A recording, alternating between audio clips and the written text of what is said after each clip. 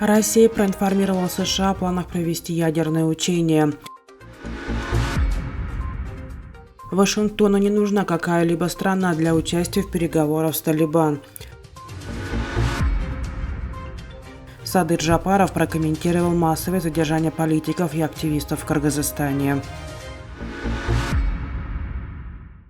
США получили уведомление от России о планах провести учения стратегических ядерных сил ГРОМ, сообщил об этом пресс-секретарь Пентагона Патрик Райдер во время брифинга. Трансляция велась пресс-службой Минобороны США в Твиттер, пишет РБК.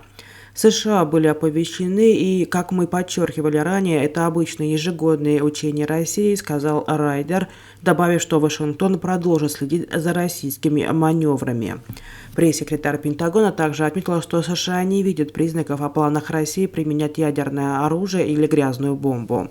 «У нас нет никаких свидетельств того, что Россия приняла решение использовать ядерное, химическое или биологическое оружие», добавил он. Когда состоятся учения, не сообщается.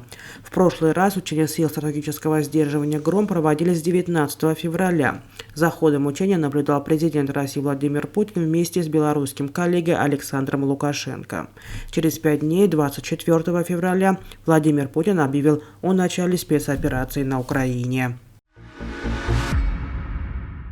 Спецпредставитель США по Афганистану Томас Уайс заявил, что Вашингтону не нужен Пакистан или какая-либо другая страна для обеспечения связи с афганскими талибами, пишет Трибуне. В интервью «Голос Америки» на урду Уайс отверг необходимость ведения переговоров с правительством талибов какой-либо третьей стороной, подтвердив недавнюю двухдневную встречу с представителем Талибана в Дохе. Спецпредставитель США подчеркнул необходимость продолжения дипломатии с правительством талибов, чтобы гарантировать выполнение ими своих обязательств по борьбе с терроризмом и обеспечению прав всех афганцев. Вместо того, чтобы подчеркнуть Пакистан как страну, которая может убедить боевиков Талибана выполнить свои обязательства, посол США сказал, что не только Пакистан, но и весь мусульманский мир должен сыграть невероятно важную и заслуживающую доверию роль во взаимодействии с афганцами, афганскими женщинами, улемами, так и с талибами, чтобы это произошло.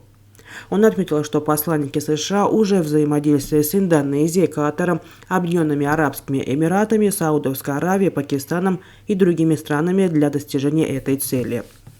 Удар американского беспилотника, в результате которого в начале этого года был убит лидер Аль-Каиды Айман Аль-Завахири в Кабуле, ясно показывает, что у нас есть возможности защитить американцев, добавил он.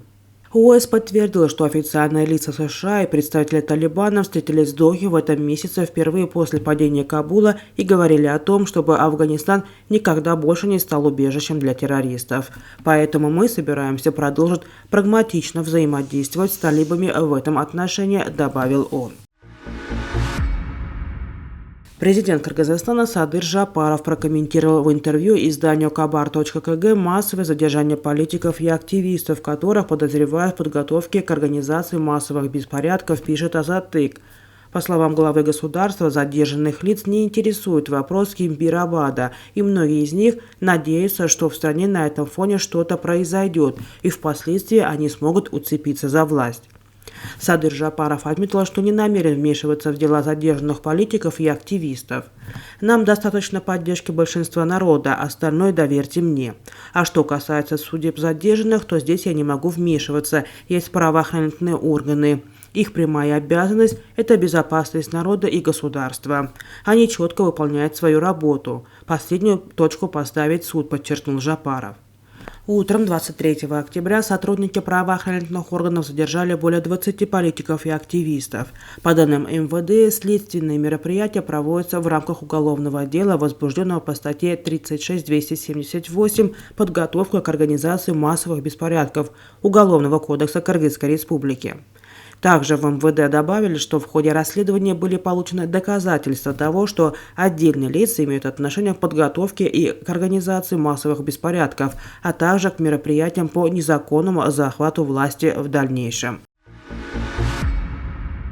Президент Израиля Ицхак Герцог, по его собственным данным, предоставил США сведения спецслужб, доказывающие использование России в Украине иранских беспилотников. «Иранское оружие играет ключевую роль в дестабилизации нашего мира», заявил Герцог. Находясь в Вашингтоне с визитом, по его словам, международное сообщество должно выучить уроки и говорить с Ираном единым, жестким и бескомпромиссным языком. Несмотря на это, Израиль до сих пор воздерживается от оказания военной помощи Украине и не готов поставить ей систему ПВО «Железный купол».